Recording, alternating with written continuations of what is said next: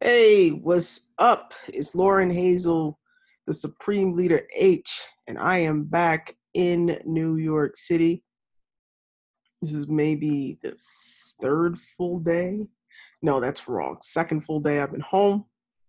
Is on vacation with no internet access for pretty much a week. And so I decided to do a video to let you know that I'm back. But that's not the only point of one you might have noticed. Well, first of all, I'm in a spot where the light is not that bright, and I'm in a different area than I usually record when I do videos. And I got a tan. I was in the Bahamas, so I escaped the Bahamas right before the hurricane, or else you wouldn't hear from me. So that's that's what we're getting right here. But I am much darker than I left, which is not a bad thing. And I'm glad to be home, but I'm still trying to adjust quite a bit. I got a cold towards the tail end of my vacation, and I still have it. So and I'm getting reused to my bed with all the up and downs and stuff I was doing. And so I was taking, usually a week is good and my body can recover, but I don't have a week's time to recover. So it might be a little bit slow going. Anyway, you will be getting more emails from me, of which I've already started writing some, and two others prep for me to finish writing. And man, I've been trying to catch up to see what the hell's been going on since I was gone for those days where I didn't have really any internet access at all. And nothing too crazy seems to have happened. Everything crazy seemed to happen the week I'm leaving. That's when all kinds of hell breaks loose. I already wrote an email to you about the Dan Kennedy situation, so that sure stopped really quickly. So, and that's the thing about stuff like that is like it's a big deal for the first 2 days, maybe three, and then no one gives a shit after that. It's crazy, but that's what happens. That's how fast news turns. I guess influence means anything that you're lucky if you get 2 to 3 days of anybody's attention, and then after that, you're done. I think that's the way it goes, I guess. And I've seen that with superstars like Prince. You know, we gave a shit about Prince when he was dead for like what, a week or two. I think we gave maybe 2 weeks, and that was it. No one gave a shit. So, after that. So I think it's just amazing how that happens. Maybe it's more of a commentary on our society, but I think it's something that you should pay attention to. You're marketing your sales. Basically, if you're watching this, you're an entrepreneur. You have to pay attention to those things, especially if you're going to use them to grow your own audience, if you're going to use them to sell your own stuff. Pay attention to how fast people give a shit and then don't give a shit, because that will let you know how fast you have to move if you're going to use something, or if you're going to use it at a later point in time, the kind of things you would have to drum up in order to probably make it really effective. So pay attention to cycles, pay attention to fads, because it could help you. Now, I didn't talk about this, but actually, I think I did a recording somewhere and I have not released it yet. That might be a paid situation, I think. Actually, I think it's more of a paid situation. So when I dig those out, when I start selling the recordings later on again, that might be a good one to grab. I was talking about Game of Thrones and Starbucks, and how I think Starbucks really screwed up and not taking advantage of the last season of Game of Thrones. But that is in a hell of a lot more detail in something I recorded that I meant to package and sell, but completely forgot about. So when I find those recordings again and go through them, I'll probably do the same thing I did before when I had my last section of audio recordings, which some of you bought, which it was wild as hell. I'm like, damn, y'all bought that shit? Not to say that it wasn't anything in the recordings that wasn't useful. It's just surprising to me sometimes with things that some of you will buy from me. Because especially with those recordings, those recordings that I sold last time, a lot of them were like 2 and 3 years old. And I didn't quite remember most of the stuff that I had said at the time. Because when I was selling it, I had to listen to like 5 minutes of it just to remember, okay, these 3 recordings together make more sense than these 5 recordings together. So, but at least the recordings, I'll eventually will dig them up again. Those were recorded this year. And I talked about Beyonce and branding. I talked about Game of Thrones and Starbucks. And some of those recordings I think were video recordings too. So that package will probably be around the same price, $30 for maybe 3 or 4 of them. Because I meant to package and sell those together, but I just did not have the time at that moment. So, but that will probably be coming up for sale in a few weeks. But those are really good because it's a little, at least I remember what I'm talking about, and it's very much structured like Beyonce and branding and Game of Thrones, Starbucks. So I'm talking about high star quality, popish things, relevant things, but for you guys to understand and that you can actually use and things that you should be aware of. Because that's, because sometimes you need a big example like Beyonce to explain something that could be as complex as branding. That just can be useful to you. So that will be going on sale eventually in the next few weeks because I got to dig those things up and put them in a system so that they can actually be, you guys can actually have access to them, right? Because that's the pain in the ass, that part. So that will be going on soon. But, I have, what I tend to do is I actually do create a hell of a lot of content. I just don't always release it. And because sometimes certain pieces of content things that I'm talking about at the time, I don't think you're necessarily ready for, or I'm not ready to release it because something else is going to come before that. It's just, this was the easiest thing to get out the way for me to actually create. And then later on, it actually becomes part of something different. So, that's important to keep in mind too. So I do a lot of recording. And sometimes I just have random thoughts. Like I have recordings where I have random thoughts about shit and it seems like I'm talking about everything. And then it gets into a more succinct train of thought. And I usually don't release those. Sometimes it helps me work out something else that I am working on. And that's just the way I particularly work. I'm one of those strange people. And that's just your supreme leader. I'm a strange person. What the fuck can I say? But anywho, I did record something on the trip, but I didn't record part 2 of it. I was on the trip. And I might trash that video or not. I'm not sure. We'll see. It actually had some good points on it. So a lot of good points about things, but I'm not sure if I want to keep that phrasing. So who knows? That's the way my mind works. I might keep it and use it for an extra bonus for something else that I am particularly doing. I'll make that decision much later. This is what happens when you create a whole lot of content. But the other thing, which I'm not gonna wind up talking about this in email. I see that now because my emails are going a different place at this moment. But what I did want to talk to you about is kind of the direction of a new product that you've seen or you will see called the Weekly Read on E. And essentially the Weekly Read on E is very different than anything that's not correct. Most things that I put out, because most things I put out are, turning cold prospects into hot leads if you meet them in person. Story selling emails, that needs to do, actually I need to do a re-release of that because I haven't sold that in a while.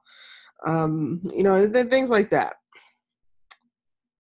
And Weekly Reading is a little different because it's dealing mainly with mindset.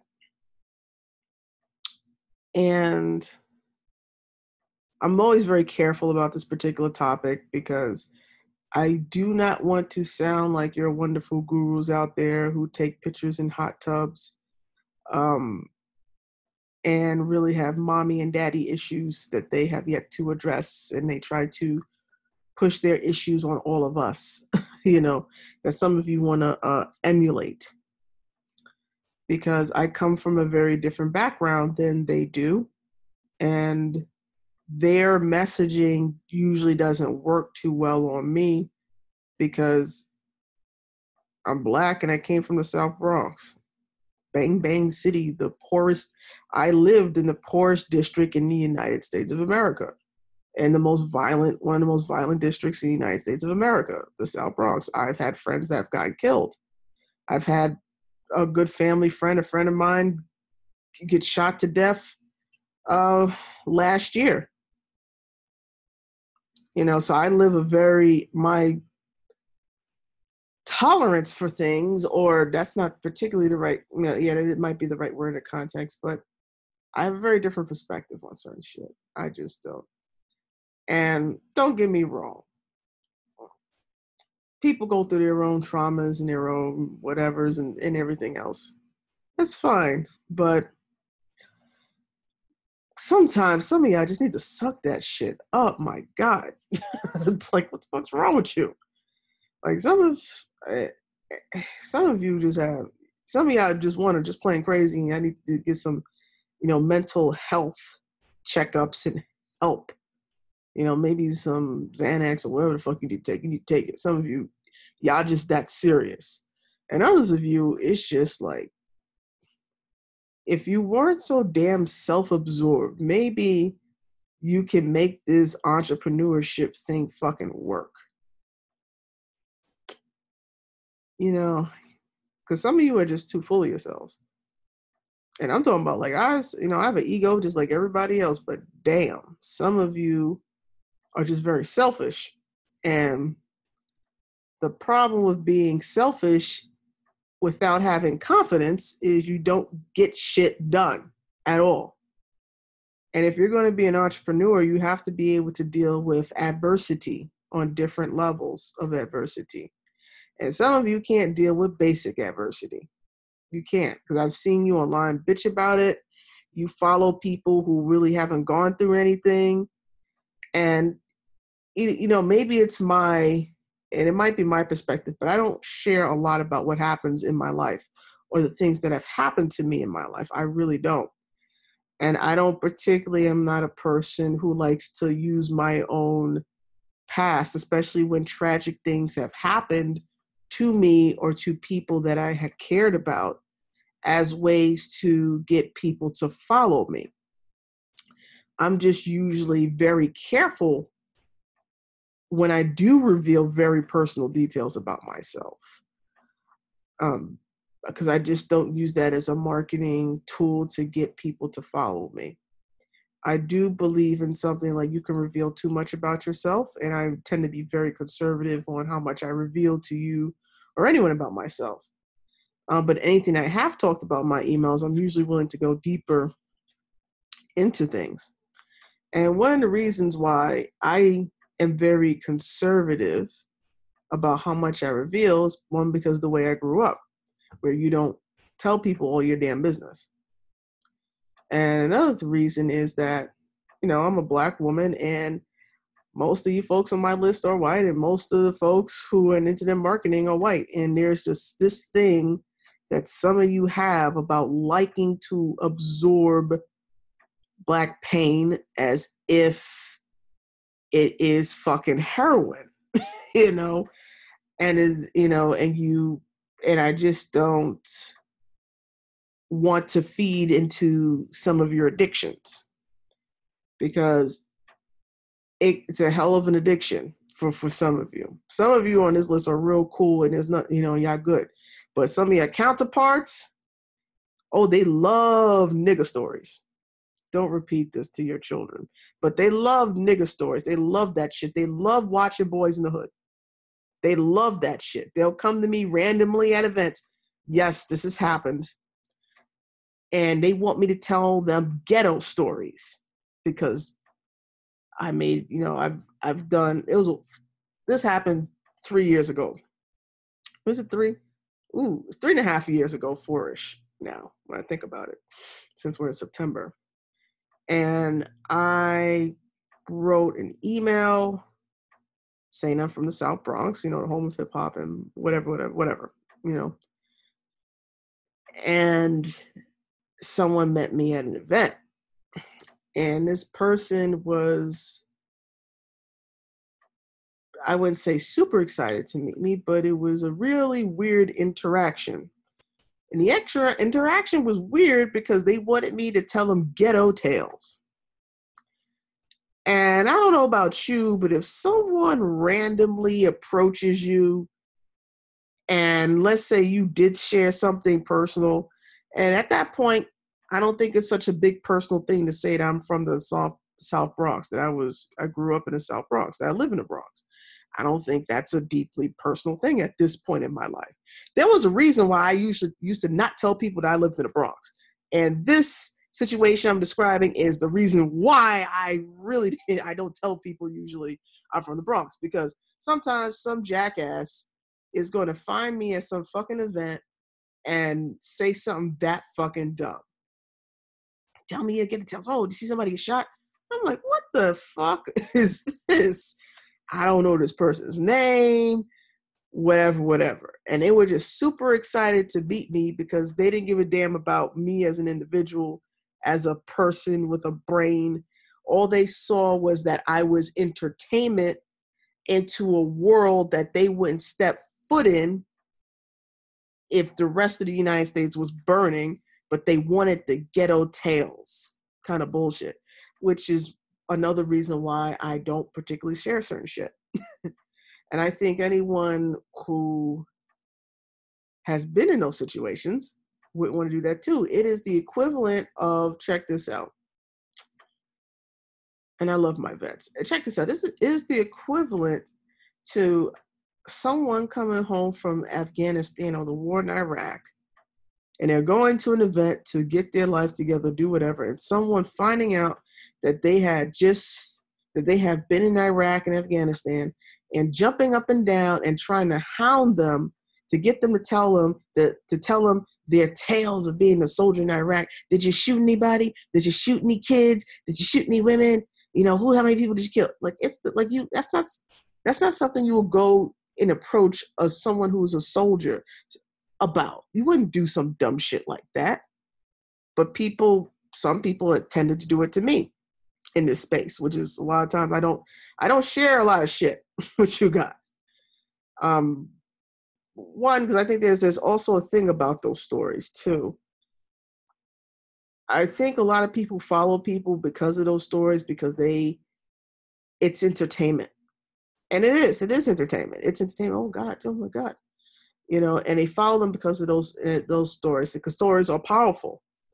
And as much as I know about storytelling, there's just certain things that I know would do really well in terms of attracting more of an audience to me that I just don't share, because I don't particularly care for people who I don't know, especially randomly saying dumb shit like that to me, because I wouldn't do it to someone else. I tend to like to treat people the way I would like to be treated. I know that's a foreign concept.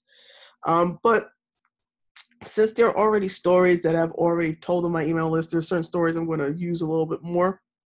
Because why the fuck not? I want to see if what I suspect will happen will fucking happen, which I suspect it will. And part of the weekly read on E is really about this. It's about developing your mindset, because I have a certain mindset that allows me to be here, that there's some folks out there who have a lot of knowledge, some even have some talent, are too afraid to even do a recording and send it out. They're afraid to do a live stream. I have no issues of doing those things. And it amazes me that there are people out there who are afraid to do it. I'm not afraid to do it. I'm talking to you now on, through my computer. But there's a lot of people who are afraid of basic shit like that. I'm like, there's a lot of things in life to be afraid of. Recording is not one of them, especially if you're not saying anything that can get you sued necessarily, right? Most of us, if you live in the United States, don't have to worry about the government breaking down our doors and pulling us out in the dead of night and throwing us in some random jail cell, and where we're not even allowed to a phone call. I think most of us don't have to worry about that, but there are places in the world where people have to worry about that. I happen to live in a country where I usually don't have to worry about that. So that's a beautiful blessing. But there are people who are just scared of things. And don't get me wrong, I'm scared of my own stuff. There are things I always have to work out. Absolutely. I'm not no, uh, angel at this stuff, but I'm at a different level. So I'll tell you what, and I'll mention his name. I'm sure this shit will get past him at some point. So I hope people actually listen to what I'm going to say. Let's see how well your listening skills are, my dears. And if you're on my list, hopefully you have good listening skills. And this is what I got. This is what I'm about to reveal. So, for example, Ian Stanley. And yes, I bought some of his products. So before you're like, oh, Lauren's bashing you and all that bullshit, go. He ain't gonna do shit to me. Anyway, he used to tell a story about something that traumatized him for most of his life, apparently. I don't know if it still traumatized him or what. But I used to call it the knife story. I called it the knife story. And the reason why I called it the knife story, because he talked about, I think he was in England when this happened. He wasn't in the United States, because the United States would pull their gun and blow his brains out. But, using my hood. But anyway, I call it the knife story because I believe he was in England when it happened. He got robbed. Someone pulled, or a group of guys or kids, 2 or 3 of them, followed him home, I think, from somewhere. It might have been karate or something, and stuck him up in an alleyway with a knife. And they took his cell phone, and then, as I vaguely remember the story, he walks into a shop and someone asks him what happened. He starts crying. And he has told that story a bunch of times. I always call it the knife story. It's one of the stories that he tells to his followers. And he talks about how he's felt at the time. I believe he's maybe 12 years old when that happened, if I'm remembering his story correctly.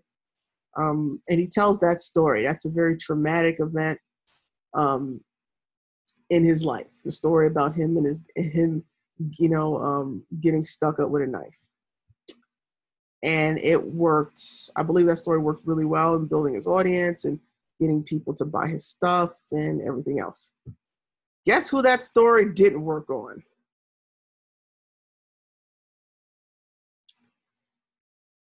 Because Lauren has had guns pointed in her face. Because Lauren has been in shootouts. Because Lauren has been in parks where people have gotten shot around me. So a knifing don't really do it for me.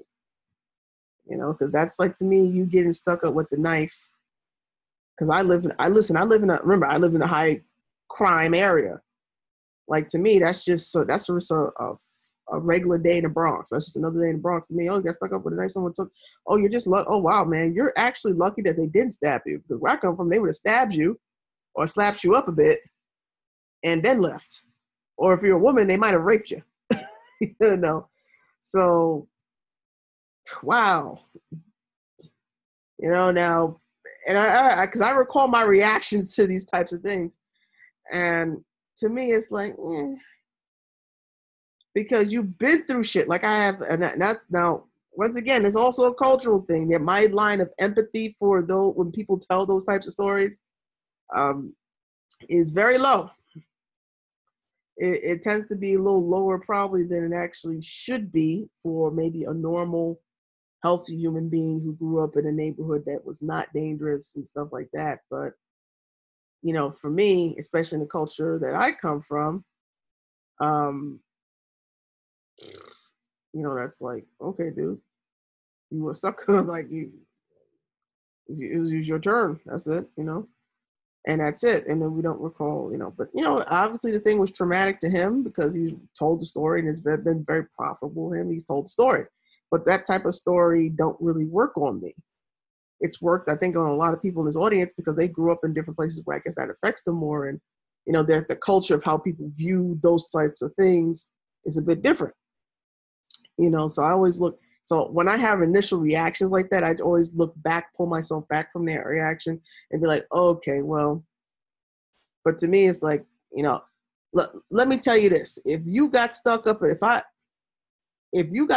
the South Bronx and someone put a knife to your neck or to your back and told you to give them your cell phone and you went home and of course, what you feel scared, angry, upset.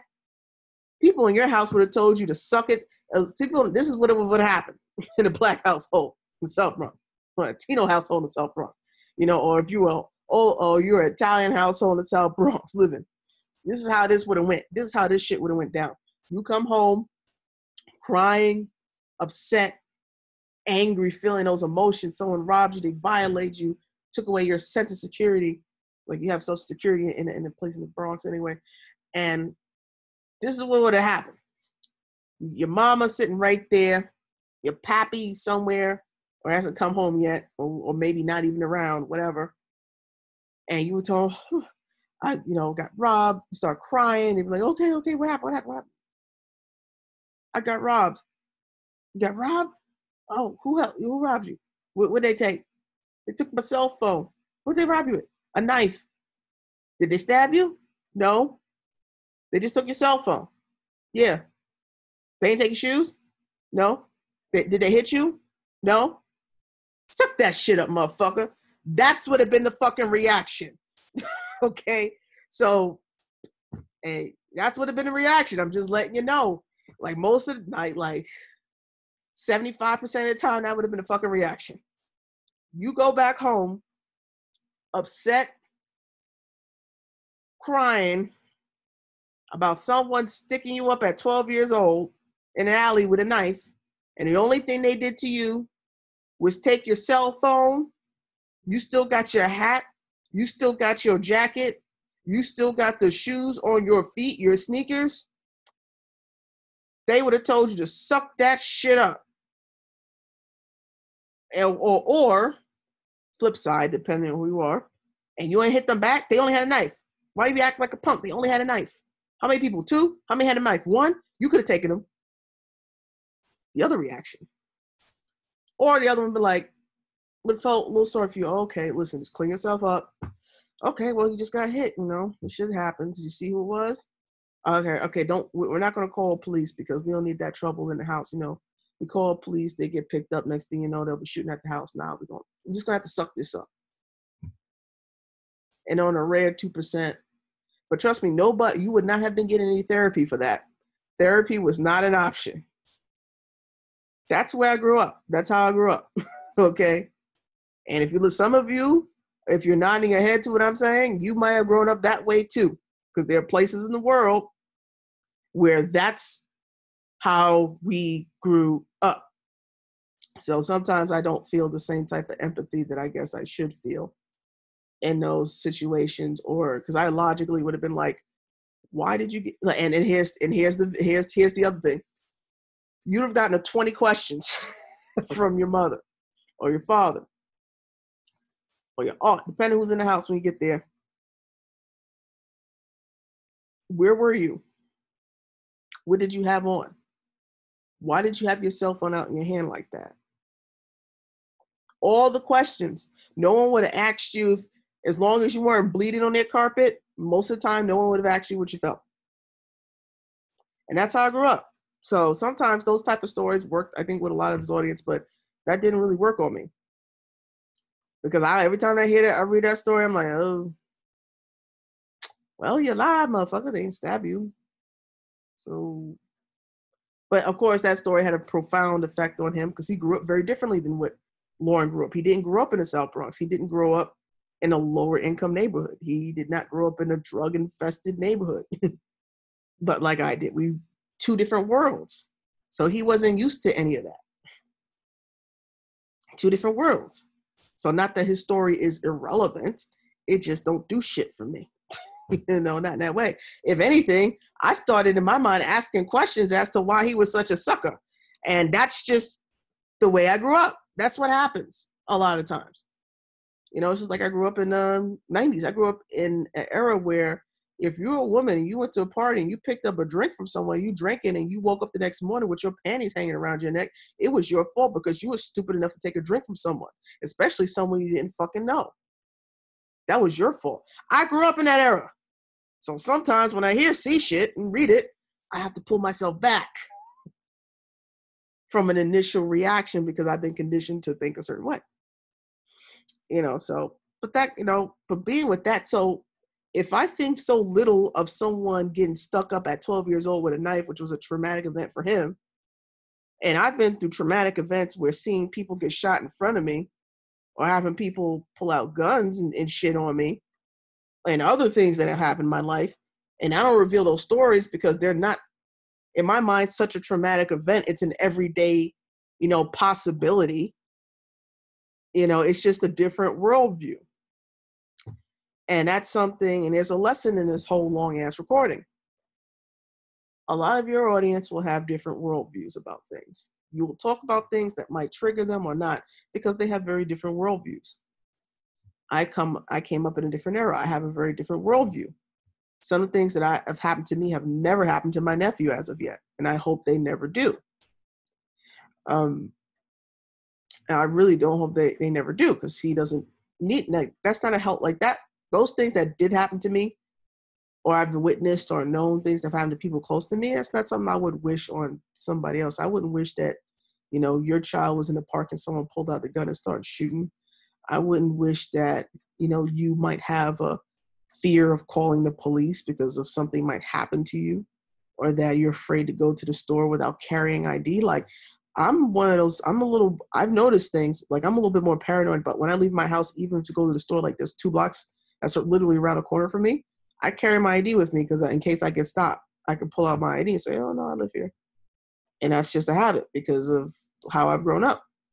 But that's not something that necessarily happens to everybody. Some people never go through things like that, but it's a different worldview, different culture, different stuff that happens.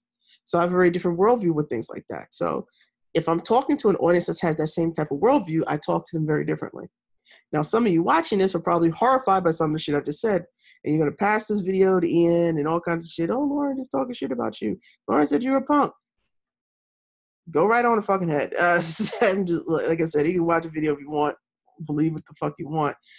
But where I come from, he told that story to a whole bunch of people from Hunts Point, South Bronx, they would have fucking called him a sucker and laughed at him.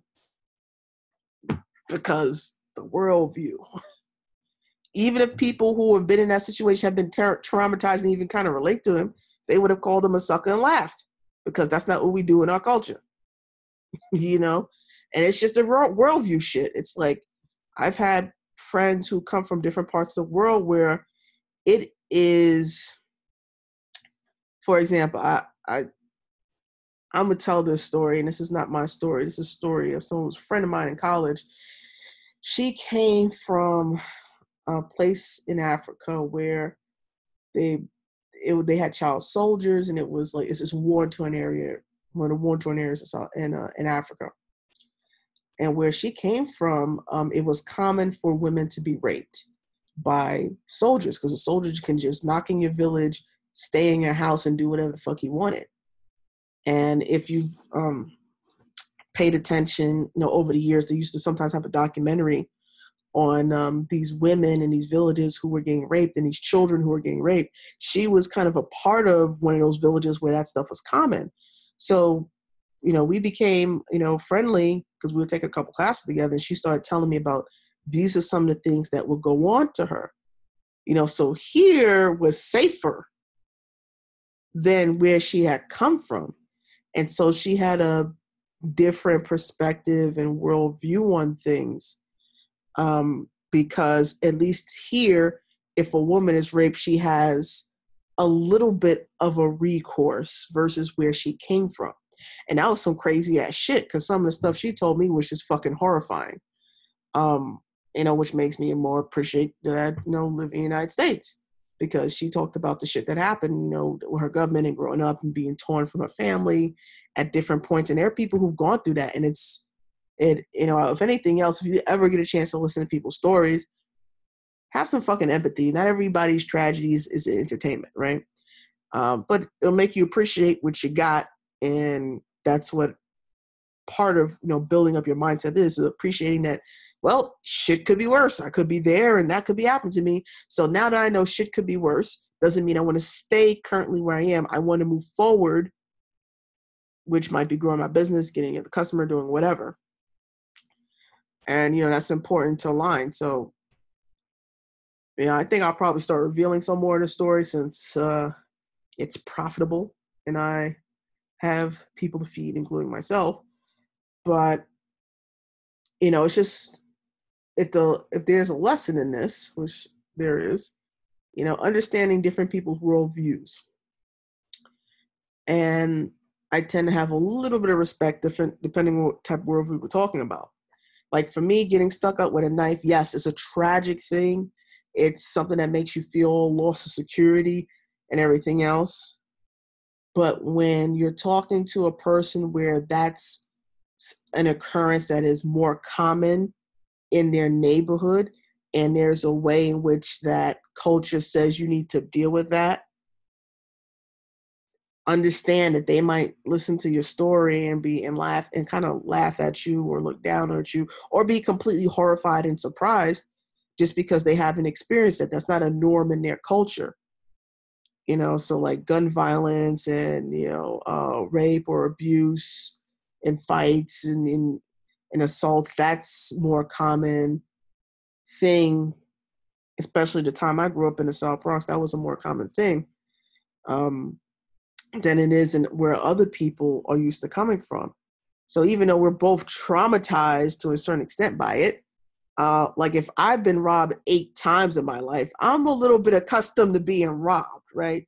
If I'm used to going to sleep to gunshots and waking up to gunshots and ducking bullets, I'm probably a little bit more accustomed to that feeling of not being secure, and being endangered, and someone, this is the first time this has ever happened, right? And so it's just you know, it's different worldview. So sometimes because I know that, I try to pull myself back from those things. If I initially gave my reaction like, "Wow, well, you a sucker punk," I'm sure it wouldn't have gone well with a lot of people, because most of the people in internet marketing have never been in those, haven't grown up in the South Bronx, you know, or South Side of Chicago, or have grown up in an Iraq during the is it even worse times, and things like that. So unless you've grown up in places where certain things were common, you know, they may not get my point of view in it. So therefore I look like a big ass asshole. And it's really more that your reaction to things doesn't compute with the way I was taught to react to those things. And that's something to keep in mind when you're thinking about marketing to people. Okay. Like there's certain people that don't tolerate mush cookie shit. And they, in 99% of the time, they've grown up a certain way with a certain code that says that certain types of behavior is not acceptable. So to me, it just looks like someone went through bad experience and it still affects everything that they do in such a way that they're trying to be overly X. And in my view, with the people I grew up, we would look at it very differently because we grew up in where that was a common thing. Like, shit, I wish someone stuck me up with a fucking knife instead of a gun. Shit, guns hurt, by the way. And I actually like guns, but, you know, to a certain extent, I like shooting them. But, you know, someone pointing a gun at you, that's some scary ass shit. Someone firing a gun just above your head to prove a point about some shit, some scary ass shit. Scary ass shit. A knife, in my mind, my survival mode mind, I think I might be able to survive this. For some reason, a gun gives me, I don't know. I've been in situations, folks. A gun gives me, a gun in my mind, I'm like, oh shit, I'm going to die. A knife, I might be able to win.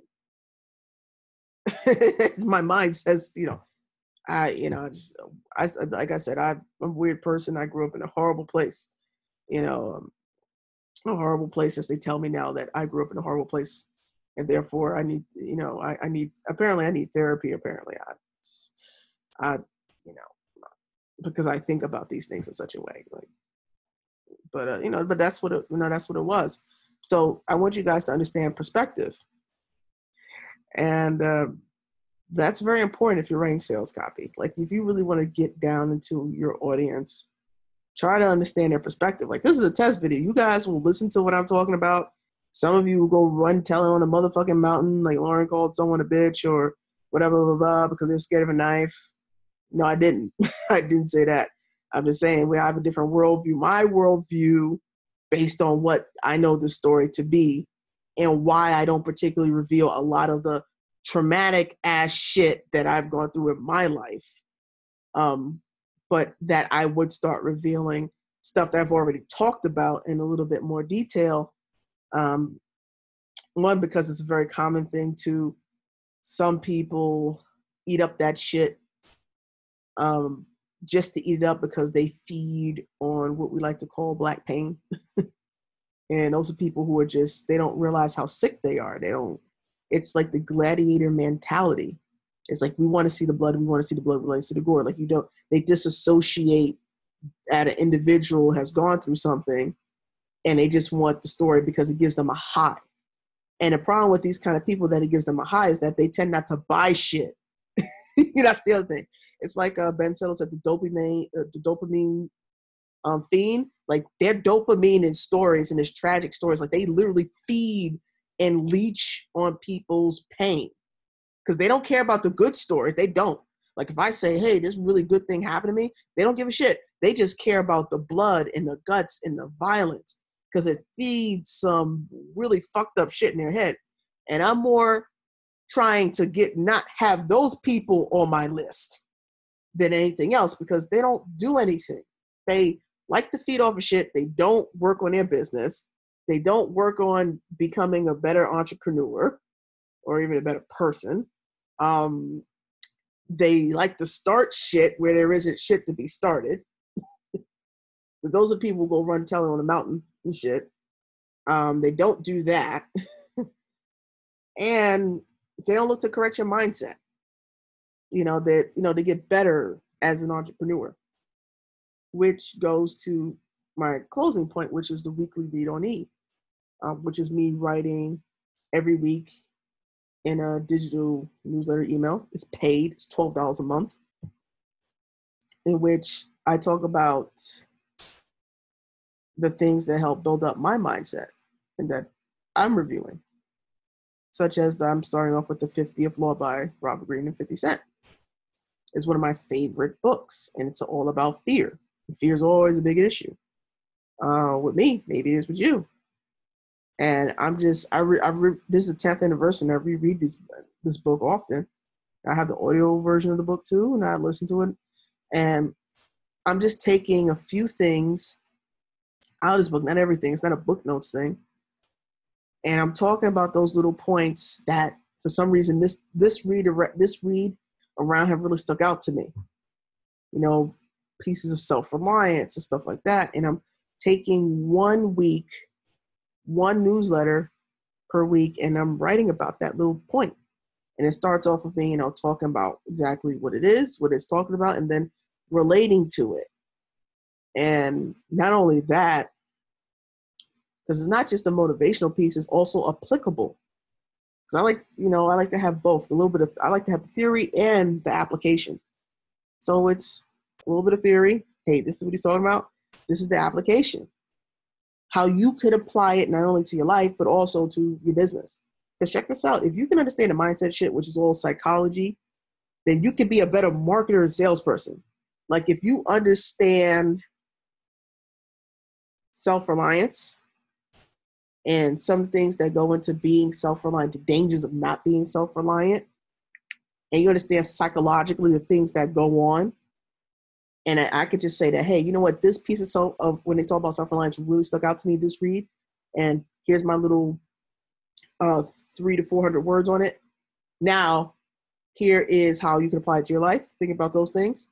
And this is how you could possibly use it in the context of talking to your potential customers, or partners or whoever.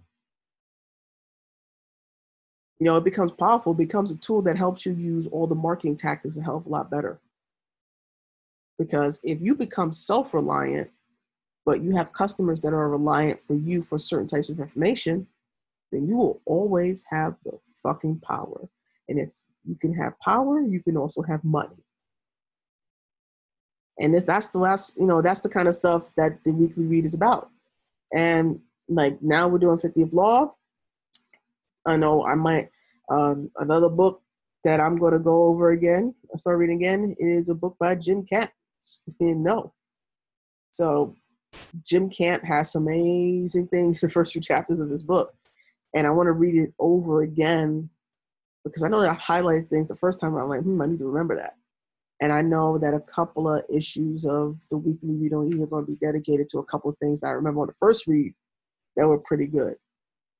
Because this thing, I mean, if you're going to negotiate, it's all about psychology, and it's about the weekly read on E. It's about motivating you and giving you some fucking hope and also direction and discipline. Like, look, if you don't have time to read all these books, if you don't have time to really study and pull these things out and find out the theory and then the applicable way of putting it and using it, then the weekly read on E is for you because it's something that's designed for you to read in less than 20 minutes a week. It's short, it's not long, it's delivered to you. You can access it, you can read it over. So sometimes you might need to go into that issue where I think I might talk about self-reliance a bit. Or you might go to that issue where I talk a little bit about getting over certain types of obstacles. Sometimes you just may need that 10 minutes of reading to get you out of a damn situation because this entrepreneurship thing ain't easy. I am constantly in a fight with my own mother about it. She doesn't understand it. And we have entrepreneurs in our family, but this doesn't make sense to her. The way I am conducting business is not, she doesn't get it. She doesn't understand. And it turns into very painful situations sometimes. Like, who the fuck else do you have to talk to about that? When you have that person who's close to you in your life who don't believe in what you're doing and they're beating you down while you're trying to make this work and it winds up translating into your work, it becomes part of that fear that prevents you from doing something. Because if you fuck up and fail, you can't even absorb failure the same way when your own, parents are against your shit. When your own wife is bitching at you or your own boyfriend is bitching at you. That's the things that happen to us. That's stuff you have to mentally create that strength in those barriers because sometimes things don't work out for whatever reason and then it works the second time around, but you'll never get there. And you need to strengthen your mental capacity. Some of us hold each other back because we're afraid. And that's what the weekly read is about. Because if I can get your mindsets a little bit better, then the rest of the stuff that I got that some of you have bought and have not fucking used, you'll actually do it. But you got to get this right. This is the battle right here. You look in the mirror, that's your own worst enemy. You will fuck yourself faster and deeper and more thoroughly than anybody else will in your life. And that's what the weekly read on E is about. It's about helping you get over that. It's the continuation of A Hustler's Mind. If you bought that book, you know what I'm talking about. That's what it's about because it's about self-development in a way that allows you to use all this marketing stuff, sales stuff a lot more because I got more stuff coming out, especially when it comes to storytelling. And for some of you, y'all might buy it, but then you're not going to use it. And for me, I like seeing people use my stuff. Why? Because it's like, wow, it works. Good. I like seeing people use my stuff, but I can't do that if you guys not going to use it because you're too afraid or you got too many negative things going on or you don't know how to turn that negativity into something productive, like getting that course out or getting that book out or selling that next person. So the weekly read on E is paid discipline every week. Paid discipline, motivation, theory, and practical application to strengthen your mind. Also give you better skill sets on. Jim Camp's book is about, start with no. It's all about negotiation. But there's so much psychology in it. And I can't wait to eventually get to that part of the weekly read on E. Because first time I read it, I was, oh, wow, this is a good book. I'm so glad that I heard Benzel talk about this guy. So let me end this. This is way longer than I expected it to be. But this is a special bonus because I haven't done a video for you guys in a long time. So enjoy the video. Of course, you can email me. You got my email. Reply to the email that you got here. I can't wait for the smoke. I know somebody's going to listen to this whole fucking thing I mention Ian's name, and they're going to bitch to me about Ian without actually listening to whatever the hell I said. And I know one of you with bad listening skills is going to do it when I'm just telling you different perspective, when I'm actually trying to teach you a lesson to help you write better freaking sales copy. But we're going to see who we're going to be. Anyway, see you guys next time. If you got feedback on this video, send it to me. I do read your emails, even if I don't respond to them. Let me know, because the weekly read on E will be hitting your inboxes soon. So if you want to be a member, you can click on a link. It is only $12 a month for an issue every single week. Less than 20 minutes of reading, but a whole bunch of self-development without you having to read books like The 50th Law, The 48 Laws of Power. Start with no 20,000 times and listening to it 40,000 times, pulling out the information and dissecting it for you. I do most of the work. You get the best of the best. And until next time, all love and peace. Deuces.